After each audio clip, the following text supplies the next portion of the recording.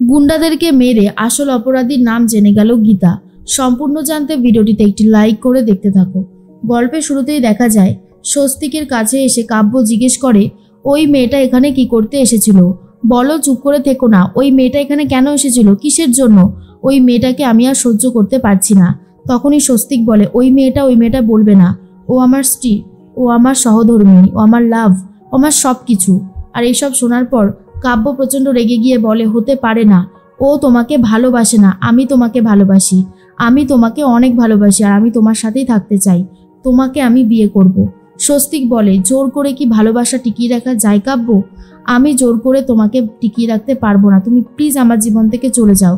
আমি শুধু একজনকেই ভালোবেসেছি আর তার নাম লেডি সালমান খান। বুঝতে পেরেছেন? অন্যদিকে গীতার মা মানে স্বপ্না দেবী চলে গেছে মুখার্জি বাড়িতে। অগ্নিজিৎ মুখার্জি দেখার পর জিজ্ঞেস করে, কি ব্যাপার, আপনি এখানে কি করতে এসেছেন? স্বপ্না দেবী বলে, আসলে স্বস্তিক বাবা জীবন তো সুস্থ হয়ে উঠেছে, শুনলাম সামনের সপ্তাহতেই নাকি বাড়িতে ফিরছে। তাই বলছিলাম যে যেই কাজটা এখনো পরিপূর্ণ হয়নি সেই কাজটা যদি সম্পন্ন করা যেত তাহলে খুব ভালো হতো। গীতা আর স্বস্তিকের বিয়ের কথাই বলতে এসেছিলাম আমি। শোনার পরে প্রচণ্ড রেগে যায় অগ্নিজিৎ মুখার্জি আর বলে, আপনি ভাবলেন কি করে যে আপনার মেয়ের সাথে আমি আমার ছেলের বিয়েটা দেব? তখন স্বপ্না দেবী বলে, ওদের বিয়েটা তো প্রায় হয়েই গেছে, সেই জন্যই কথাটা বললাম, না হলে আমি বলতাম না। তখন অগ্নিজিৎ মুখার্জি বলে, আপনার সাহস দেখে সত্যি আমি অবাক হয়ে গেলাম। দেখুন, আপনাকে একটা কথা বলছি, আপনি কোনোভাবেই আমার বাড়িতে আসবেন না। আর প্রথমত, আমি আপনার ছেলের বিয়ে কাব্যর সাথে ঠিক করেছি, কোনোভাবেই গীতার সাথে দেব না। ওরকম একটা মেয়েকে এই বাড়ির বউ করে আমি আনবো না। তখনই স্বপ্না দেবী বলে, স্বস্তিক বাবা জীবন আমার ছোট মেয়েকে খুব ভালোবাসে, আপনি হয়তো সে কথা জানেন। অগ্নিজিৎ মুখার্জি বলে, তাতে কি হয়েছে? কিসের জন্য ভালোবাসে বলুন তো? আপনার মেয়ে আমার ছেলেকে টাকার জন্য, আর আমার ছেলে আপনার মেয়েকে ভালোবাসে না, সে ওটা এমনিই বলেছে। তখনই স্বপ্না দেবী বলে, আপনি হয়তো জানেন না যে বারবার স্বস্তিক আমার গীতাকে বাঁচিয়েছে। কখনো গুন্ডার হাত থেকে বাঁচিয়েছে, কখনো কোর্টে সওয়াল জবাবের হাত থেকে বাঁচিয়েছে। যেভাবেই হোক না কেন সবসময় গীতার পাশে থেকেছে। অসুস্থ অবস্থাতেও গীতার কথা শুনে কোর্টে রেসপন্স করেছিল। আমি জানি সবটা, আমার মেয়ে আমাকে বলেছে। তারপরেও বলবেন স্বস্তিক ভালোবাসে না গীতাকে? এটা হতে পারে না। এর মধ্যে অগ্নিজিৎ মুখার্জি বলে, এসব কথা ছাড়ুন, এসেছেন কাজটার জন্য, তার না? কারণ কনসা উকিল তো সেভাবে ইনকাম করে না, আর আপনার মেয়েও তো সেভাবে ফিজ নেয় না। সংসারটা কোথা থেকেই বা চলবে? অবশ্য আমাদের বাড়িতে এখন কাজের লোকের দরকার নেই, তাই আপনাকে এখন কাজের লোক করে রাখতে পারবো না। তখন স্বপ্না দেবী বলে, আমার কাজ চাইও না। আমার মেয়ে যেটুকু ইনকাম করে তাতে আমাদের সংসার ভালোভাবে চলে যায়। আমার মেয়ে জানেন তো, কোর্টের বাইরে চলে হাত আর কোর্টের ভেতরে চলে মুখ। এর মধ্যে গিনি এসে বলে, মা তুমি এখানে কি করতে এসেছো? বলো, গীতার হয়ে সালিশি করতে? স্বপ্না দেবী বলে, মুখ সামলে কথা বলো। তুমি ভুলে যাচ্ছ আমি তোমার মা, তুমি আমার সাথে এইভাবে কথা বলতে পারো না। গিনি বলে, অবশ্যই পারি। তুমি কেন এসেছো আমাদের বাড়িতে? তুমি জানো না এখানে আসলে তোমাকে অপমান করা হয়? তখন স্বপ্না দেবী বলে, ছোট মেয়ে আর ছোট জামাইয়ের ভালোর জন্য যদি আমাকে অপমানিত হতে হয় তাহলে আমি অপমানিত হব, কিন্তু সেই কৈফিয়ত আমি তোমাকে দেব না গিনি। আশা করি তুমি আমার কথাটা বুঝতে পেরেছো। এই মুহূর্তে দাঁড়িয়ে স্বস্তিক আর গীতার থেকে বড় কিছু আমার কাছে নেই। শোনার পরে অবাক হয়ে গেছে গিনি। আর এরপর ভজন বলে, শুনুন স্বপ্না দেবী, আমার এই কাপটা একটু কফি, এই কফি মগটা আর কি ওই রান্নাঘরে রেখে আসুন তো। তখনই গিনি বলে, ভজন দা, তুমি আমার মাকে এভাবে অপমান করতে পারো না। তখনই স্বপ্না দেবী বলে, ভজন তুমি যতই আমাকে অপমান করো না কেন আমার কিছু যায় আসে না। আমার মেয়ের জন্য আমার গর্ব হয়, বুঝতে পেরেছো তো? এই বলেই চলে যায়। বাড়িতে গিয়ে কান্নাকাটি করতে দেখে গীতা জিজ্ঞেস করে, মা কি হয়েছে তোমার? তুমি এইভাবে কান্নাকাটি করছো কেন? কি হয়েছে বলো? কে তোমাকে কাঁদিয়েছে? কে তোমার চোখের জল ফেলেছে? বলো, আমি তাকে জব্দ করব। তখনই স্বপ্না দেবী বলে, তুই আমার একটা কথা রাখবি মা, তুই এই ওকালতিটা ছেড়ে দে না, এই ওকালতির জন্যই যত ঝামেলা। গীতা তখন বলে, অসম্ভব, আমি কোনোভাবেই এই রাস্তা থেকে সরে আসতে পারবো না, বুঝেছ?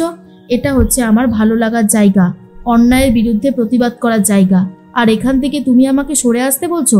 সেটা কখনো সম্ভব নয়, সেটা আমি করতে পারবো না। আর তার মধ্যেই স্বপ্না দেবী ভীষণই কান্নাকাটি করতে থাকে। আর গনসা উকিল বলে, শোনো স্বপ্না, এইভাবে তুমি আমার ছোট মেয়ের সাথে কথা বলবে না। আমার ছোট মেয়ে কিন্তু অনেক ভালো, সে একজন বড় লয়ার হয়েছে। স্বয়ং অগ্নিজিৎ মুখার্জির মুখোমুখি দাঁড়িয়ে কথা বলতে পারছে। এটা কিন্তু যার তার ক্ষমতা হয় না, শুধু আমার গীতারই হয়েছে। তার মধ্যেখানেই তখনই অগ্নিজিৎ মুখার্জিকে ফোন করেছে গীতা আর বলে, আপনি আমার মাকে এইভাবে অপমান করেছেন কেন, কিসের জন্য? অগ্নিজিৎ মুখার্জি বলে, তোমার মা মনে হয় আমাদের বাড়িতে কাজটা চাইতে এসেছিল। তোমার বাবার তো খুব একটা ইনকাম হয় না, কিন্তু এই মুহূর্তে আমাদের বাড়িতে কোনো কাজ নেই। অগ্নিজিৎ মুখার্জির কথা শুনে গীতা বলে, খবরদার, আর একটা বার যদি আমার মাকে অপমান করেছেন ওই মুখ দিয়ে, তাহলে ওই মুখের অবস্থা কিন্তু আমি শেষ করে দেব, খারাপ করে দেব, কথা বলতে পারবেন না এরপরে। অগ্নিজিৎ মুখার্জি বলে, এই গীতা, ভদ্রভাবে কথা বলো। তখনই স্বপ্নাদেবী বলে, ছেড়ে দে না মা, কেন ফোন করে ঝামেলা বাড়াচ্ছিস? গীতা তখন বলে, ছেড়ে তো আমি দিতে শিখিনি মা, আমাকে উত্তরগুলো দিতে হবে। তোমাকে এইভাবে অপমান করবে আর আমি সবটা সহ্য করে নেব? অগ্নিজিৎ মুখার্জি ভাবলো কি করে? সেটা কখনো হবে না, সেটা হতে আমি দেব না। তখনই গনসা উকিল বলে, শান্ত হ মা, অগ্নিজিৎ মুখার্জি কখনো বদলাতে পারে না, অগ্নিজিৎ মুখার্জি বদলাবে না। মোটা টাকার লোভের জন্য উনি অনেক কিছুই করতে পারেন, যেটা হয়তো অন্য কেউ করতে পারে না। তখনই গীতা বলে, আমিও আর সহ্য করতে পারছিলাম।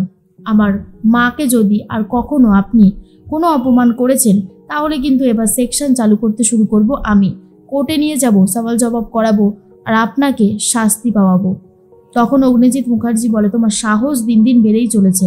জাগৃতি তখন বলে, তুমি একটু শান্ত হও না, কেন এরকম রিয়াক্ট করছো? এরপর তো তোমার শরীর খারাপ হবে, একটু শান্ত হও, দেখো সব ঠিক হয়ে যাবে।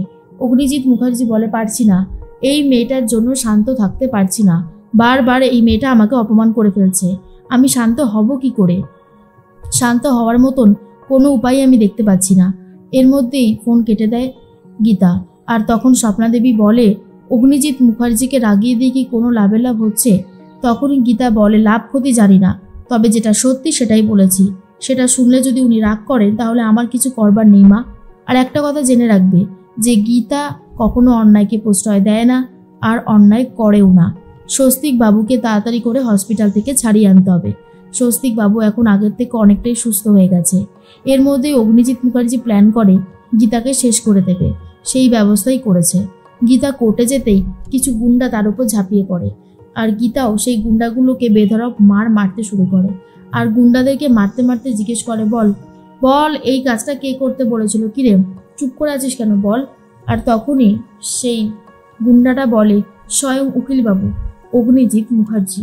আর এটা শোনার পরে গীতা চমকে যায় আর অগ্নিজিৎ মুখার্জিকে ফোন করে বলে, কবে থেকে আপনি এই রকমভাবে গুন্ডা পুষছেন বলুন তো? অগ্নিজিৎ মুখার্জি বলে, আবার তুমি আমাকে ফোন করো কেন, হ্যাঁ, ঝামেলা বাড়ানোর জন্য? এর মধ্যেই গুন্ডাগুলোকে তো উচিত শাস্তি দেয় আর নিয়ে যাবে বলে ঠিক করেছে থানাতে। অগ্নিজিৎ মুখার্জিকে শাস্তি দেবে বলে ঠিক করে গীতা।